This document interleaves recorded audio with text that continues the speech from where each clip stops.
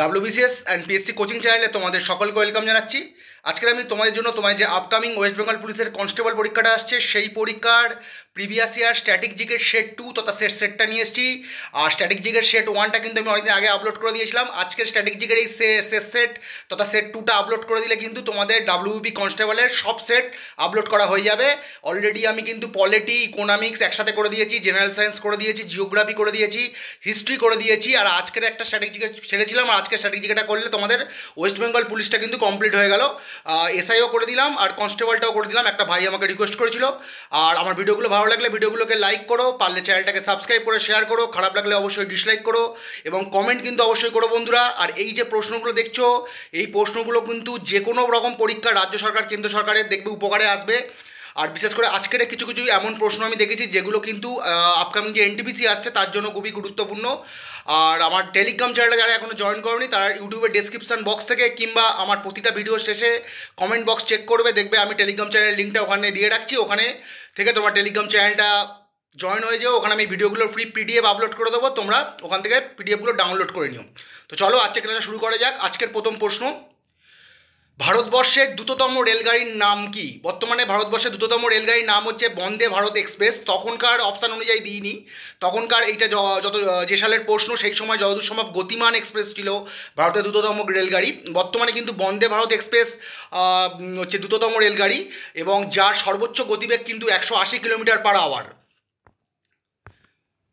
The future of India কার লেখা? দীপক চোপড়া, অনুরাগ মাথুর, বিমল জালান, অমিতাভ ঘোষ। সঠিক উত্তর কিন্তু বিমল জালান। ঠিক আছে, ইনি কিন্তু রিজার্ভ ব্যাংকের গভর্নরের পদেও একটা সময় অধিষ্ঠিত ছিলেন। এটাও কিন্তু পরীক্ষায় আসতে পারে, যে তোমাদের দিয়ে দিতে পারে যে ফিউচার অফ ইন্ডিয়া খ্যাত ফিউচার অফ ইন্ডিয়া গ্রন্থের রচয়িতা বিমল জালান ভারতবর্ষের কোন সাম্মানিক পদে অধিষ্ঠিত ছিলেন? তখন বিভিন্ন রকম অপশান দিল, সুপ্রিম কোর্টের বিচারপতি কি বিভিন্ন 3টে অপশানের সঙ্গে দেখলে রিজার্ভ ব্যাংকের গভর্নর আছে, উনি কিন্তু রিজার্ভ ব্যাংকের গভর্নর পদে একটা সময় অধিষ্ঠিত ছিলেন। খুব গুরুত্বপূর্ণ। দ্য ফিউচার অফ ইন্ডিয়া কার লেখা? তাহলে বিমল জালানের লেখা। চলো পরের প্রশ্ন, নেহেরু ট্রফি কোন খেলার সঙ্গে যুক্ত? Tennis, football, hockey, badminton. সঠিক উত্তর হবে নেহেরু ট্রফি কিন্তু ফুটবল খেলার সঙ্গে যুক্ত। এটা একটুখানি তোমরা যদি তোমাদের মনে ডাউট থাকে তোমরা চেক করে নিও। আমি অনেক প্রশ্ন সেট করছিলাম, এটা আমি একদম লাস্টে সেট করেছি, কিন্তু প্রথমের দিকে অ্যাড হয়ে গেছে, কিন্তু এই কোশ্চেনটা আজকে আমি সেটে লাস্টে অ্যাড করেছিলাম। এটা তোমরা একটু চেক করে নিও, যদি এটা ভুল হয় তোমাদের আমি কিন্তু এটা কমেন্ট বক্সে কারেক্ট করে দেবো এবং যখন পিডিএফটা আপলোড করবো তখন কিন্তু আমি রেকটিফাই করে দেবো। 2022 এশিয়ান গেমস কোথায় অনুষ্ঠিত হয়? এটা কিন্তু বহুবার 2022-এর এশিয়ান গেমস সম্বন্ধে প্রশ্ন আমি মিসলেনিয়াস থেকে দিয়ে যাচ্ছি, নোটগুলো দিইনি। যারা এখন আমার মিসলেনিয়াসের স্ট্যাটিক জিকের সেটগুলো দেখোনি তারা কিন্তু দেখো, কারণ মিসলেনিয়াস কিন্তু এবছর আবার ফর্ম ফিল আপ হবে। এবং যারা ভাবছো, যারা প্রিলি অলরেডি দিয়ে দিয়েছো, মেনের প্রিপারেশান নিচ্ছ, এবং যারা নতুন করে মিসলেনিয়াস দেবে বলে ভাবছো তাদের কিন্তু অলরেডি মিসলেনিয়াসের এবছর মিসলেনিয়াসেরও ফর্ম বেরোবে এবং ক্লার্কশিপেরও ফর্ম বেরোবে। অলরেডি মিসলেনিয়াস ও ক্লার্কশিপের দেখবে সুন্দর করে পিওআইকিউ সেট করা আছে এবং প্লে লিস্টে ইন্ডিভিজুয়াল বিষয়গুলো কিন্তু পিওআইকিউ করা আছে, তোমরা চাইলে দেখে নিও ইচ্ছা থাকলে। ওখানে স্ট্যাটিক জিকেতে এশিয়ান গেমস সম্বন্ধে বহুবার আমি নোট দেওয়া আছে। তাহলে এবছর 2022 সর্বশেষ যে এশিয়ান গেমসটা অনুষ্ঠিত হয়েছে সেটা হয়েছে হ্যাংজু, চীনে। এবং এই নামটা দেখছো যে হ্যাংজু, এটা কিন্তু প্রোনাউন্সিয়েশনটা বিভিন্ন জায়গায় বিভিন্ন রকম দেখতে পারবে, ওই জন্য আমি ইংলিশ স্পেলিংটাও আমি কিন্তু পাশে দিয়ে দিয়েছি। চলো, এনএসএস ওর পুরো কথাটি হলো ন্যাশনাল স্যাম্পেল সার্ভে অফিস। ঠিক আছে, ওখানে বিভিন্ন অপশান ছিল আর দিইনি। এনএসএস ওর পুরো কথাটি হলো ন্যাশনাল স্যাম্পেল সার্ভে অফিস। ঠিক আছে, চলো পরের প্রশ্ন, রামানুজন ছিলেন একজন বিশ্ববিখ্যাত গণিতজ্ঞ, বৈজ্ঞানিক, অর্থনীতিবিদ, পদার্থবিদ। ঠিক আছে, ইনি ছিলেন একজন গণিতজ্ঞ এবং ইনি একজন ক্ষণজন্মা ছিলেন, মানে খুবই অল্প দিন বেঁচে ছিলেন। শ্রীনিবাস রামানুজন যার পুরো নাম, ইনি কিন্তু একজন বিখ্যাত গণিতজ্ঞ ছিলেন। এই সম্বন্ধে কিন্তু আমি ডাব্লিউবিএসআই পড়ানোর সময়ও এটা এসেছিল এই প্রশ্নটা। নিম্নলিখিত কোন কারণে পশ্চিমবঙ্গে প্রজেক্ট সবুজায়ন 2015 চালু হয়েছিল? কৃষিজাত কীটপতঙ্গ নিয়ন্ত্রণে, ভূমিক্ষয় রোধে, আর্সেনিক দূষণ রোধে, মফস্বল উন্নয়নে। সঠিক উত্তর কিন্তু ভূমিক্ষয় রোধে। ঠিক আছে, মানে সয়েল ইরোশনটাকে প্রোটেক্ট করার জন্য কিন্তু এই প্রজেক্ট সবুজায়ন 2015 কিন্তু চালু হয়েছিল। খুব গুরুত্বপূর্ণ একটা প্রশ্ন, এটা কিন্তু 2015 সালের এগেনস্টে থাকলেও এই যে প্রশ্নটা দেখছো 2015 সালে, কিছু কিছু প্রশ্ন দেখবে যে আমি যদি 15 সালের এগেনস্টে থাকে সেটা একটুখানি কারেন্ট অ্যাফেয়ার্স রিলেটেড হয়, সেটা কিন্তু আমি চেঞ্জ করে দিই। কিন্তু এইখানে কিন্তু এইটা কিন্তু তোমরা 2015 সালে হলেও কিন্তু তোমরা ভালো করে পড়ো, কিন্তু এটা কিন্তু যে আমাদের ওয়েস্ট বেঙ্গল যে কোনো পরীক্ষায়, ওয়েস্ট বেঙ্গলের যে কোনো পরীক্ষায় কিন্তু আসতে পারে।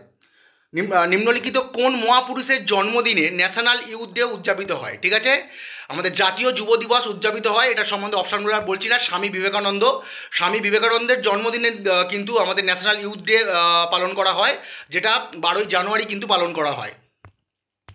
চলো পরের প্রশ্ন, কলকাতায় মেট্রো রেল পরিষেবা চালু হয় 1984, 81, 1975, 1979। সঠিক উত্তর কিন্তু 1984 সালে। তখন কিন্তু ইন্দিরা গান্ধী প্রধানমন্ত্রী ছিলেন, ওনার প্রধানমন্ত্রীতেই এটা কিন্তু ভারতবর্ষের প্রথম মেট্রো রেলও কিন্তু, যদি কখনো আসে ভারতবর্ষের কোন শহরে প্রথম মেট্রো রেল চালু হয়েছিল, তখন সঠিক উত্তর হবে কলকাতাতে 1984 সালে। নিম্নে বর্ণিত কোনটি ভারতবর্ষের প্রথম ব্যক্তি মালিকাধীন গ্রিনফিল্ড এয়ারপোর্ট? ঠিক আছে, নিম্নলিখিত কোনটি, মানে এই যে 4টে এয়ারপোর্ট দেখছো তার ভেতরে কোন এয়ারপোর্টটি ব্যক্তি মালিকাধীন গ্রিনফিল্ড এয়ারপোর্ট? মোপা এয়ারপোর্ট গোয়া, নবী Mumbai airport, Kazi Nazrul Islam airport Durgapur, Netaji Subhash Chandra Bose airport Kolkata. এগুলো কিন্তু খুব গুরুত্বপূর্ণ প্রশ্ন, দেখবে এগুলো আমাদের ডাব্লিউবিসিএসের জন্য খুবই গুরুত্বপূর্ণ, বিশেষ করে ওয়েস্ট বেঙ্গলের যে পরীক্ষাগুলো কন্ডাক্ট হয় খুবই গুরুত্বপূর্ণ, এবং এটা এনটিপিসির জন্যও কিন্তু খুবই গুরুত্বপূর্ণ। কাজী নজরুল ইসলাম এয়ারপোর্ট দুর্গাপুর, যেটা 2015 সালে কিন্তু আর কি চালু হয়েছিল, এটা কিন্তু প্রথম ব্যক্তি মালিকানাধীন গ্রিনফিল্ড এয়ারপোর্ট, যেটার ওনার কিন্তু বেঙ্গল অ্যাক্ট্রোপলিক্স প্রজেক্টস লিমিটেড, এবং এর মালিকানার মধ্যে কিন্তু আমাদের ওয়েস্ট বেঙ্গল গভর্নমেন্টও আছে, এবং দেখবে সিঙ্গাপুরেরও একটা কোম্পানি আছে, এই মুহূর্তে আমার নামটা ঠিক মনে পড়ছে না, তোমরা চাইলে একটু দেখে নিতে পারো। ভারতের শিল্পের জন্য নির্মিত প্রথম রোবটের নাম কি? মানে ভারতের প্রথম ইন্ডাস্ট্রিয়াল রোবটের নাম কি? খুব গুরুত্বপূর্ণ একটা প্রশ্ন। 4টে অপশান দেখছো, কোমাউ, ফনাক, মোটোম্যান, ব্রাভো। সঠিক উত্তর হচ্ছে ব্রাভো। এটা কিন্তু ভারতের, যদি কখনো দেখো যে ভারতের প্রথম ইন্ডাস্ট্রিয়াল রোবটের নাম কি, খুব গুরুত্বপূর্ণ প্রশ্ন যে কোনো পরীক্ষার ক্ষেত্রে, বিশেষ করে সেন্ট্রালের ক্ষেত্রে। ব্রাভো, ঠিক আছে, ব্রাভো কিন্তু ভারতের প্রথম ইন্ডাস্ট্রিয়াল রোবট, যেটা 2016 সালে সর্বসমক্ষে প্রদর্শিত হয়েছিল, এবং যেটার ম্যানুফ্যাকচার করেছিল কিন্তু টেল ম্যানুফ্যাকচারিং সলিউশন, যেটা কিন্তু টাটা গ্রুপেরই একটা মানে সাবসিডারি কোম্পানি, এবং এটার সাথে কিন্তু এটা ডিজাইন করেছিল অ্যাকচুয়ালি টেল। ঠিক আছে, এটার সঙ্গে তোমরা দেখবে টাটা গ্রুপের বিভিন্ন রকম কোম্পানি কিন্তু এই প্রজেক্টটার সঙ্গে যুক্ত ছিল, কিন্তু এই যে রোবটটা, এই যে ব্রাভো, এই রোবটটা ডিজাইন করেছিল টেল। ঠিক আছে, এবার দেখবে ওখানে একজন ফাইন্যান্স করেছে, আরও অনেক রকম কাজকর্ম করেছে, তোমরা চাইলে দেখতে পারো। কিন্তু অনেক সময় এখানে এইটাই টেল ম্যানুফ্যাকচারিং সলিউশনটাই শুধু দিয়েছি এই কারণে, যদি জিজ্ঞেস করে যে ভারতের প্রথম ইন্ডাস্ট্রিয়াল রোবট ব্রাভোর ডিজাইন করেছিল কে, টাটারই 4টে ধরো বিভিন্ন রকম দিয়ে দিল, টিসিএস, তোমাদের টাটা এলাক্সি, এরকম দেখবে কোম্পানি আছে, টাটার বিভিন্ন রকম কোম্পানি আছে, তখন কিন্তু সঠিক উত্তর হবে টেল ম্যানুফ্যাকচারিং সলিউশন। ঠিক আছে, যেটা 2016 সালে প্রদর্শিত হয়েছিল। আর বিশ্বের প্রথম ইন্ডাস্ট্রিয়াল রোবটের নাম কি? ইউনিমেট। এটা কিন্তু নামটা মনে রেখো, খুবই গুরুত্বপূর্ণ প্রশ্ন। আমাদের first industrial robot of world যদি আসে তখন হবে ইউনিমেট, যার আবিষ্কর্তা ছিলেন জর্জ ডেবল। ঠিক আছে, যার আবিষ্কর্তা ছিলেন জর্জ ডেবল। খুব গুরুত্বপূর্ণ, ভারতের প্রথম ইন্ডাস্ট্রিয়াল রোবট হচ্ছে ব্রাভো, আর বিশ্বের প্রথম ইন্ডাস্ট্রিয়াল রোবট হচ্ছে ইউনিমেট। আচ্ছা, গরবা নাচের প্রচলন কোথায় দেখা যায়? উত্তরপ্রদেশ, ছত্তিশগড়, গুজরাট, রাজস্থান। সঠিক উত্তর হবে গুজরাট। খুবই সোজা প্রশ্ন, বহুবার এই প্রশ্নটা রিপিট হয়। লেক্সিকোগ্রাফি কথাটি কিসের সাথে যুক্ত? অভিধান সংকলন, প্রাচীন দেহাবশেষ, অনুশাসন, আলংকারিক লিখন।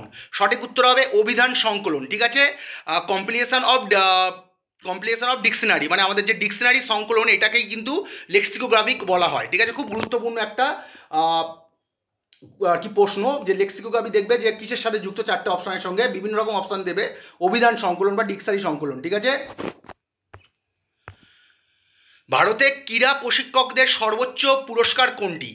অর্জুন, কালিদাস সম্মান, রাজীব গান্ধী খেলরত্ন পুরস্কার, দ্রোণাচার্য পুরস্কার। সঠিক উত্তর কিন্তু দ্রোণাচার্য পুরস্কার। তোমরা সকলেই জানো ভারতের ক্রীড়া প্রশিক্ষকদের সর্বোচ্চ পুরস্কার কিন্তু দ্রোণাচার্য পুরস্কার, এবার যারা কোচ হয়। এবং এই সম্বন্ধে দ্রোণাচার্য পুরস্কার সম্বন্ধে আমি এসআইয়ের সময়ও নোট দিয়েছি, বহুবার দেখবে আমি নোটটা দিয়ে রেখেছি, মানে লেটেস্ট 2024 সালে দ্রোণাচার্য সম্বন্ধে যত নোট হয় আমার দেওয়া আছে, তোমরা চাইলে দেখে নিতে পারো। 3 জন পেয়েছে, আর দুজন টোটাল 5জন পেয়েছে, 3জন দ্রোণাচার্য অ্যাওয়ার্ড পেয়েছে আর 2জন লাইফ টাইম অ্যাচিভমেন্ট পেয়েছে, যার মধ্যে আরমান্দো কোলাকো আছেন, একজন বিখ্যাত ফুটবল কোচ, যিনি বেশিরভাগ সময় ডেমপোর্ট কোচিং করেছেন, ইন্ডিয়ারও কোচিং করিয়েছিলেন। এরকম দেখবে, তোমরা চাইলে দেখে নিতে পারো, 5জন পেয়েছে। 2026 সালের শীতকালীন অলিম্পিকের আসর কোথায় বসবে, ডাইরেক্ট অপশনটা দিয়ে দিয়েছি। এই সব প্রশ্নের ক্ষেত্রে কিন্তু ওখানকার অপশনের তুলনায় আমি চেঞ্জ করে দিচ্ছি, কারণ এটা তোমাদের নয় একদম যেটা নিয়ার হয়ে গেছে, মানে একদম ধরো তোমরা পরীক্ষা দিতে গেছো, অলিম্পিক থেকে প্রশ্ন এসছে 2024-এর অলিম্পিক সম্বন্ধে জানতে চাইবে, কিংবা আপকামিং অলিম্পিক কোথায় হবে সেটা জানতে চাইবে, কিন্তু ওই যে তোমাদের ভূমিক্ষয় রোধ যে অপশানগুলো ছিল 2015 সালে সবুজায়ন, ওইগুলোর ক্ষেত্রে কিন্তু ওই কোশ্চেনগুলো কিন্তু খুব ভালো করে মনে রাখতে হবে। ওগুলো কিন্তু তোমাদের যে কোনো বছরই প্রশ্নটা আসতে পারে। যেমন কন্যাশ্রী প্রকল্প সম্বন্ধে কিন্তু ভারতবর্ষের যে কোনো পরীক্ষাতেই আস করতে পারে, এবং পশ্চিমবঙ্গের পরীক্ষাতে যে কোনো বছরই আস করতে পারে। 2026 সালের শীতকালীন অলিম্পিকের আসর কোথায় বসবে, মিলান ও কোটিনা, যেটা ইতালিতে অবস্থিত, ঠিক আছে। আর এই সম্বন্ধে কিছু অ্যাডিশনাল নোট দেখে নাও। শীতকালীন অলিম্পিকের প্রথম আসর বসেছিল চেমনিক্স, ফ্রান্সে। প্রথম যখন অলিম্পিক শুরু হয়েছিল তখন কিন্তু সব খেলাই একসঙ্গে হতো, কিন্তু শীতকালীন অলিম্পিকে যে দেখবে স্পেশাল কিছু খেলা আছে, যেমন স্কেটিং, দেখবে স্কিইং, তারপরে আইস হকি, যেগুলো গরমের ওয়েদারে খেলা যায় না, যার জন্য স্পেশালি বরফ দরকার, প্রচণ্ড ঠান্ডা ওয়েদার দরকার, সেই জন্য কিন্তু শীতকালীন অলিম্পিক্সটা কিন্তু 1924 সাল থেকে কিন্তু আলাদা হয়ে যায়, ঠিক আছে। যার প্রথম আসর বসেছিল কিন্তু ফ্রান্স চেমনিক্সে, ঠিক আছে। আর এই সম্বন্ধে আরেকটু বলে রাখি, দেখবে যে যখন অলিম্পিক শেষ হয় তখন তারপরেই কিন্তু বিশেষভাবে সক্ষম মানুষদের জন্য কিন্তু প্যারা অলিম্পিকের আসর বসে। দেখবে গ্রীষ্মকালীন অলিম্পিকটা যেমন ফ্রান্সে হয়ে গেল, তারপরেই দেখবে প্যারা অলিম্পিকের আসর বসেছিল, এবং প্যারা অলিম্পিক থেকেও প্রচুর প্রশ্ন আসে, আমি এগুলো নোটও দিয়েছিলাম। এবারে শীতকালীন প্যারা অলিম্পিক সম্বন্ধে একটু নোটটা দিয়ে রাখি। প্রথম শীতকালীন অলিম্পিক কোথায় বসেছিল যদি আসে, তখন সঠিক উত্তর হবে চেমনিক্স, ফ্রান্সে, 1924 সালে। আর প্রথম শীতকালীন প্যারা অলিম্পিকের আসর বসেছিল, এই বানানটা একটু খটোমটো আছে, তোমরা একটুখানি চেকও করে নিতে পারো, অর্নস্কো কোল্ডসভিকে, ঠিক আছে। এটা সুইডেনে অবস্থিত, যেটা 1976 সালে কিন্তু প্রথম শীতকালীন প্যারা অলিম্পিকের আসর বসেছিল, মানে প্রথম উইন্টার প্যারা অলিম্পিকের আসর বসেছিল অর্নস্কোল্ডসভিক, ঠিক আছে, অর্নস্কোল্ডসভিকে কিন্তু, যেটা সুইডেনে অবস্থিত, খুব গুরুত্বপূর্ণ। অর্নস্কোল্ডসভিকে কিন্তু প্রথম শীতকালীন অলিম্পিক আসর বসেছিল। আর নেক্সটটা বসবে মিলান কোটিনাতে। কোন দেশের সংগঠন নোবেল পুরস্কার প্রদান করে, সুইডেন, আয়ারল্যান্ড, ইংল্যান্ড, আমেরিকা। সঠিক উত্তর হবে সুইডেন। স্পেশালি বললে সুইডেনের স্টকহোম শহর থেকে কিন্তু নোবেল পুরস্কার প্রদান করা হয়। এই সম্বন্ধে কিছু নোট আমি দিয়ে দিচ্ছি, নোবেল সম্বন্ধে সব নোটই আমার দেওয়া আছে, তবুও আমি দিয়ে দিচ্ছি, শর্টস ছেড়ে রেখেছিলাম, চাইলে দেখে নিতে পারো। শান্তিতে নোবেল পুরস্কার প্রদান করা হয় কিন্তু নরওয়ের অসলো থেকে, মানে ধরো যে বিভিন্ন বিভাগ থেকে নোবেল পুরস্কার দেওয়া হয়, সাহিত্য, মেডিসিন, ফিজিক্স, কেমিস্ট্রি এবং ইকোনমিক্সে প্রথমে দেওয়া হতো না, যেটা 1969 সাল থেকে শুরু হয়েছিল, সবই কিন্তু সুইডেন থেকে দেওয়া হয়। এবং যেটা শুধু শান্তিতে যে নোবেলটা দেওয়া হয় শান্তি বিভাগে, সেটা কিন্তু নোবেল ফর পিস, সেটা কিন্তু নরওয়ের অসলো থেকে দেওয়া হয়। খুব গুরুত্বপূর্ণ একটা প্রশ্ন। দিল্লির প্রাচীন নাম ছিল কি, গয়া, ইন্দ্রপ্রস্থ, অযোধ্যা, পাটলিপুত্র। সঠিক হবে ইন্দ্রপ্রস্থ। দিল্লির কিন্তু অ্যানসিয়েন্ট নেম যেটা ছিল সেটা হচ্ছে ইন্দ্রপ্রস্থ। পথের পাঁচালী রচয়িতা কে, বিভূতিভূষণ মুখোপাধ্যায়, বিভূতিভূষণ বন্দ্যোপাধ্যায়, এই সম্বন্ধে, পথের পাঁচালী সম্বন্ধে কিন্তু বহুবার নোট দিয়েছি, এবং সত্যজিৎ রায় তার প্রথম ছবি কিন্তু এই উপন্যাস অবলম্বনে করেছিল, যে 3টে পার্ট বেরিয়েছিল তোমরা জানবে, এবং সৌমিত চট্টোপাধ্যায় কিন্তু লাস্ট পার্টে তার প্রথম সিনেমা, মানে সৌমিত চট্টোপাধ্যায় এই পথের পাঁচালী যে লাস্ট বেরিয়েছিল অপুর সংসার, সেখানে প্রথম সিনেমা করেছিলেন, মানে প্রথম অভিনীত সিনেমা সেটা। শর্মিলা ঠাকুরও ছিল। এইগুলো কিন্তু পরীক্ষায় আসে, এবং পণ্ডিত রবিশঙ্কর জি কিন্তু মিউজিক দিয়েছিলেন পথের পাঁচালীর যে সিনেমাটা হয়েছিল, এগুলো আসে পরীক্ষায়। আমি কিন্তু সব নোট দিয়ে রেখেছি, মিশনারি স্ট্র্যাটেজিকের সেটগুলো দেখো, আশা করি তোমরা খুব উপকৃত হবে এবং তোমাদের খুব ভালো লাগবে। আমি খুব ডিটেলে অ্যানালাইজ করে দিয়েছি। রোহিঙ্গারা কোথাকার অধিবাসী, আর তিব্বত, ভুটান, ফিলিপিন্স, মায়ানমার। সঠিক উত্তর কিন্তু মায়ানমার। রোহিঙ্গারা কিন্তু আমাদের মায়ানমারের অধিবাসী।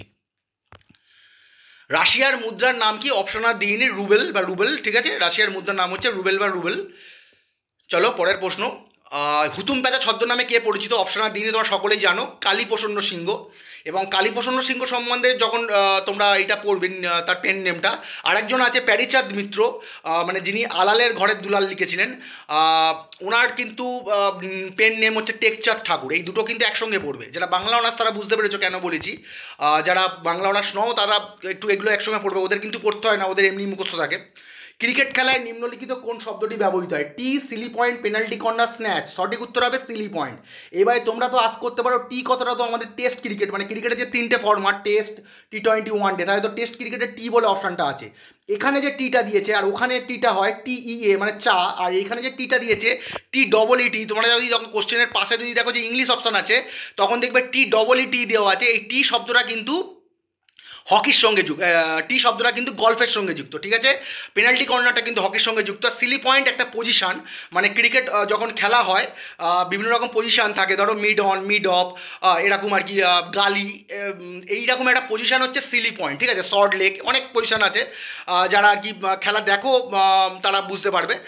যারা সবাই, আশা করি ছেলেরা বেশিরভাগ সবাই খেলা দেখো, এখন মেয়েরাও প্রচুর খেলা দেখছো, মেয়েদেরও আইপিএল হচ্ছে। মেয়েদের ক্রিকেট কিন্তু এখন বহুলভাবে বিশ্বে প্রচারিত।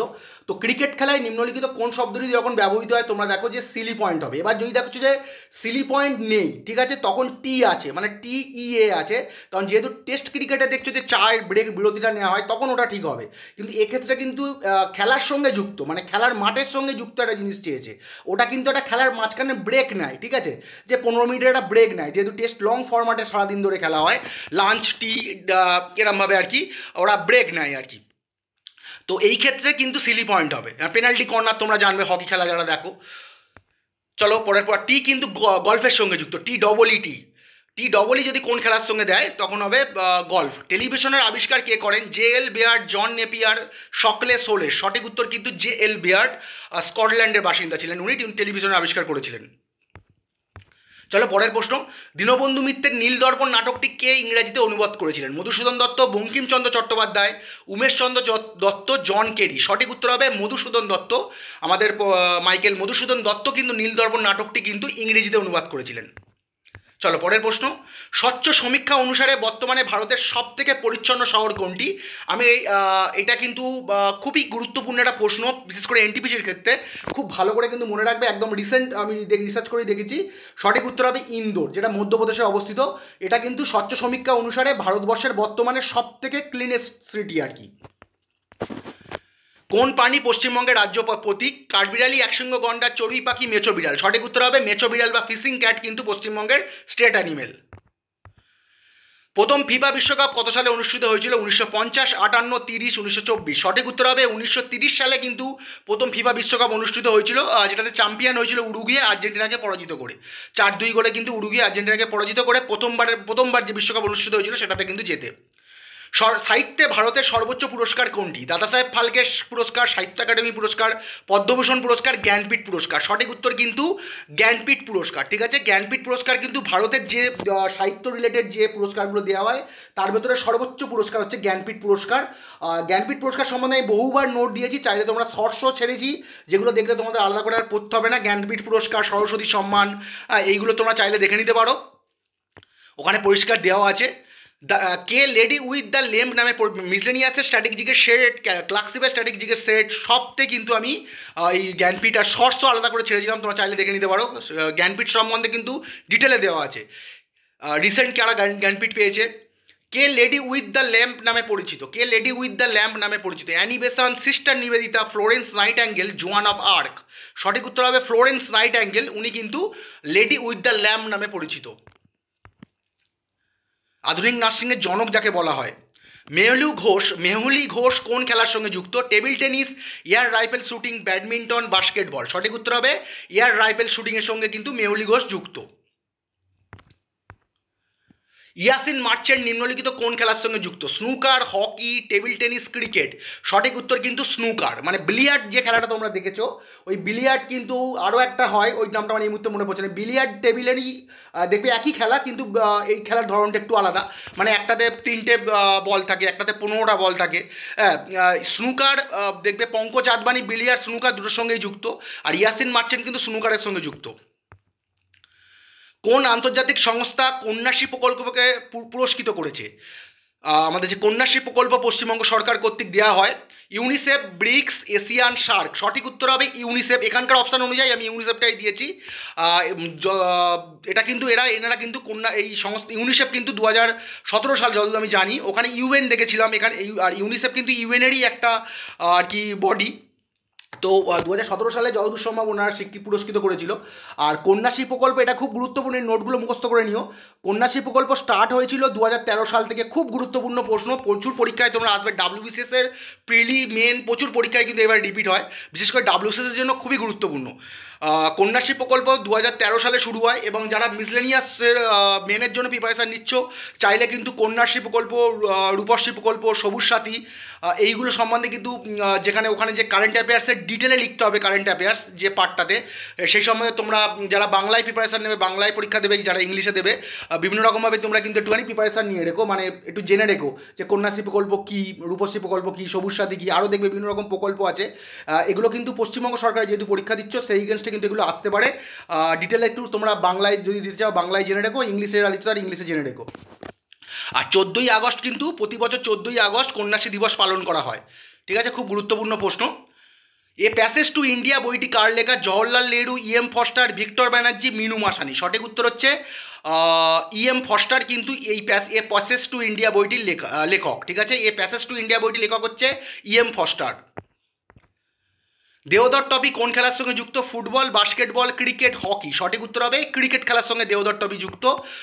এবং দেওধর ট্রফি যদি বলে যে কোন ফরম্যাটে খেলা হয়, যেমন ধরো রঞ্জি ট্রফি তোমার টেস্ট ফরম্যাটে খেলা হয়, আর দেওধর ট্রফি কিন্তু ওয়ানডে ফরম্যাটে খেলা হয়, মানে চ্যাম্পিয়ন্স ট্রফি আজকেই ধরো ভারত পাকিস্তান যে খেলা হচ্ছে 50 ওভারের, এই 50 ওভার ফরম্যাটে খেলা হয়, এগুলোও কিন্তু আসতে পারে। দেওধর ট্রফি কিন্তু 50 ওভারের ফরম্যাটে খেলা হয়, যেমন সৈয়দ মুস্তাক আলী টুর্নামেন্ট যতদূর আমি জানি T20 ফরম্যাটে খেলা হয়। 2023-24 দেওধর ট্রফি জিতেছে দক্ষিণাঞ্চল মানে সাউথ জোন, আর সর্বাধিক বার কিন্তু দেওধর ট্রফি জিতেছে নর্থ জোন বা উত্তরাঞ্চল। চলো পরের প্রশ্ন, জাতীয় ক্রীড়া প্রতিযোগিতা ন্যাশনাল গেমস 2025 কোন রাজ্যে অনুষ্ঠিত হয়েছে? ডাইরেক্ট অপশানটা দিয়ে দিয়েছি, উত্তরাখণ্ডে কিন্তু ন্যাশনাল গেমস 2025 অনুষ্ঠিত হয়েছে। এবং এই 2025 ন্যাশনাল গেমসে কিন্তু সর্বাধিক পদক জিতেছে সার্ভিসেস 121টি, তার ভেতরে গোল্ড পেয়েছে 68টি, সিলভার পেয়েছে 26টি এবং ব্রোঞ্জ পেয়েছে 27টি। খুবই ইম্পর্টেন্ট এইগুলো, তোমরা ভালো করে মুখস্থ করো, ন্যাশনাল গেমসটা কিন্তু খুবই ইম্পর্টেন্ট। আর পশ্চিমবঙ্গ কিন্তু অষ্টম স্থান অর্জন করেছে এই ন্যাশনাল গেমস 2025-এ। তার পশ্চিমবঙ্গ অষ্টম স্থান অর্জন করেছে, এটাও মনে রাখবে, এটাও আসতে পারে। কটা পদক পেয়েছে? 47টা, গোল্ড পেয়েছে 16টা, সিলভার 13টা আর ব্রোঞ্জ 18টা, ঠিক আছে? পশ্চিমবঙ্গ গোল্ড পেয়েছে 16টা, সিলভার 13টা, ব্রোঞ্জ 18টা। চলো পরের প্রশ্ন, বিশ্ব অঙ্গদান দিবস কোন দিন পালন করা হয়? ঠিক আছে, 2 অক্টোবর, 2রা অক্টোবর, 7ই জুলাই, 3রা আগস্ট, 5ই সেপ্টেম্বর। সঠিক উত্তর হবে 13ই আগস্ট কিন্তু আমাদের বিশ্ব অঙ্গদান দিবস পালন করা হয়। আর এই বছরের থিমটা এই সম্বন্ধে জেনে রাখো, এগুলো কিন্তু জানতে চাই। 2024 সালের থিমটা ছিল be the reason for someone smile today, ঠিক আছে? 2024 সালে আমাদের যে বিশ্ব অঙ্গদান দিবস গেছে তার থিম ছিল be the reason for someone smile today. আর 2024-এর আবার 25 সালে যখন 13ই আগস্ট যখন হয়ে যাবে, তখন আবার তোমাদের আমি আপডেট করে দেবো, যেহেতু WBCS-এর আগে কিন্তু ওয়ার্ল্ড এই যে বিশ্ব অঙ্গদান দিবসটা হয়ে যাবে, তখন আবার আপডেট করে দেবো আর কি, যে থিমটা কি চেঞ্জ হলো। A Brief History on Time, A Brief History of Time বইটি কে লিখেছেন? A Brief History of Time বইটি লিখেছেন Thomas Hardy, Jules Verne, Stephen Hawking, Toni Morrison. সঠিক উত্তর হবে স্টিভেন হকিং। এবং এই বইটা কিন্তু এই বিগ ব্যাং রিলেটেড, তোমরা জানো বিগ ব্যাং রিলেটেড একটা, মানে স্টিভেন হকিং আগের দিন বলছিলাম যে কোথাকার বাসিন্দা ছিলেন, এই কোশ্চেনটা এসছো পাশে আমি দিয়ে দিয়েছি, দেখো স্টিভেন হকিং কিন্তু ইংল্যান্ডের বাসিন্দা বা যুক্তরাজ্য। যদি প্রশ্নে দেখো যে ইংল্যান্ড পাচ্ছ না, অপশানের 4টে অপশানের সঙ্গে যুক্তরাজ্য আছে, যুক্তরাজ্য বা ইউনাইটেড কিংডম আছে, তখন ওটাই সঠিক উত্তর দেবে। স্টিভেন হকিং কিন্তু ইংল্যান্ডের বাসিন্দা। এটা বিগ ব্যাং থিওরি রিলেটেড একটা বুক। অনিলা দেবী ছদ্মনামে কে পরিচিত ছিলেন? শরৎচন্দ্র চট্টোপাধ্যায়। এটা এই সম্বন্ধে বহুবার নোট দিয়েছি, এই বহুবার প্রশ্নটা রিপিট হয়েছে, তোমাদের মুখস্থ আছে জানি। অনিলা দেবী ছদ্মনামে কে পরিচিত ছিলেন? শরৎচন্দ্র চট্টোপাধ্যায়। স্মৃতি মান্দানা কোন খেলার সঙ্গে যুক্ত? Table tennis, cricket, hockey, boxing. সঠিক উত্তর কিন্তু ক্রিকেট খেলার সঙ্গে যুক্ত। উনি মহারাষ্ট্রের বাসিন্দা এবং লেফট হ্যান্ডেড ব্যাটসম্যান। ইনি একজন এখন কিন্তু বর্তমানে শুধু ভারতবর্ষের নয়, বিশ্ব মহিলা ক্রিকেটের একজন আর কি অন্যতম সেরা ক্রিকেটার, ঠিক আছে? ভারতবর্ষের শুধু নয়, বিশ্ব ক্রিকেটের একজন সেরা মহিলা ক্রিকেটার হচ্ছে স্মৃতি মান্দানা। ভারতীয় মহিলাদের মধ্যে কে সর্বপ্রথম অলিম্পিক পদক জিতেছে? কর্ণম মালেশ্বরী। তোমাদের আগেই এ সম্বন্ধে নোট দিয়েছিলাম। ওয়েট লিফটিংয়ে উনি কিন্তু প্রথম ইন্ডিভিজুয়ালি অ্যাজ এ ওম্যান কিন্তু পদক এনেছিলেন, ভারোত্তোলক বা ওয়েট লিফটার। উনি ছিলেন 2000 সালের সিডনি অলিম্পিকে কিন্তু উনি ব্রোঞ্জ জিতেছিলেন, মানে অস্ট্রেলিয়া যেটা অনুষ্ঠিত হয়েছে 2000 সিডনি অলিম্পিকে কিন্তু উনি ভারতবর্ষের প্রথম মহিলা হিসাবে ব্রোঞ্জ জেতেন, ঠিক আছে, ভারোত্তোলন বিভাগে 69 কেজি বিভাগে। এটাও আসতে পারে, এই সময় নোট দিয়ে রেখেছি বলে আর দিইনি। গিরিশ কার্নাড কিসের সঙ্গে যুক্ত ছিলেন? খেলা, নাটক, বিজ্ঞান, জাদুবিদ্যা। সঠিক উত্তর কিন্তু নাটক হবে। আর গিরিশ কার্নাড এই যে ব্যক্তিত্বটা দেখছো, এই সম্বন্ধে কিন্তু বহুবার আমি দেখেছি প্রশ্ন আসে। গিরিশ কার্নাড একজন খুবই উল্লেখযোগ্য ব্যক্তিত্ব, বিশেষ করে আর কম্পিটিটিভ এক্সামে ওনার সম্বন্ধে প্রচুর প্রশ্ন আছে। গিরিশ কার্নাড সম্বন্ধে যতটা পারো তোমরা ইনফরমেশান গ্যাদার করো। আর উনি কিন্তু শুধু একজন প্রখ্যাত চলচ্চিত্র অভিনেত্রাও ছিলেন, আর ওনার কিন্তু বিশেষ খ্যাতি ছিল থিয়েটার ব্যক্তিত্ব হিসাবে, পরিচালকও ছিলেন, আর একজন সাহিত্যিক হিসাবেও কিন্তু ওনার খ্যাতি ছিল। আর এইটাও পরীক্ষা আসতে পারে, উনি 1998 সালে কিন্তু আমাদের ভারতবর্ষের সাহিত্যের যে সর্বোচ্চ পুরস্কার জ্ঞানপীঠ, সেটা কিন্তু পেয়েছিলেন। 1998 সালে উনি জ্ঞানপীঠ পুরস্কারে ভূষিত হয়েছিলেন। এবং দেখবে ওনার বিশেষ অনেক রকম নাটক আছে, যে এই নাটকটা রচয়িতাকে গিরিশ কার্নাডের 4টে অপশন সঙ্গে দেখলে ওই নাটকটা গিরিশ কার্নাডের লেখা। এগুলো একটু দেখে নিও তোমরা। অপশানে আমি মিসলেনিয়াসের সময় যতটা পারি দিয়েছি নোট। জ্যাব কথাটি কোন খেলার সঙ্গে যুক্ত? Golf, boxing, loan tennis, billiard. সঠিক উত্তর হচ্ছে বক্সিং। জ্যাব কথাটি কিন্তু আমাদের বক্সিং খেলার সঙ্গে যুক্ত। তো চলো বন্ধুরা, আজকের এই পর্যন্ত। ডাব্লিউবি এসআই, ডাব্লিউবি কনস্টেবল সব কমপ্লিট করে দিলাম। একটা ভাই আমাকে রিকোয়েস্ট করেছিল, আশা করি সে উপকৃত হয়েছে এবং তার সঙ্গে কিন্তু তোমরাও সকলে উপকৃত হয়েছো। তো চলো বন্ধুরা, good day and good bye. এবারে আমি কিন্তু রেলওয়ে এনটিপিসি শেড তোমাদের নিয়ে আসবো, ধাপে ধাপে ডাব্লিউবিসিএসেরও শেড নিয়ে আসবো। তো চলো, good day and good bye.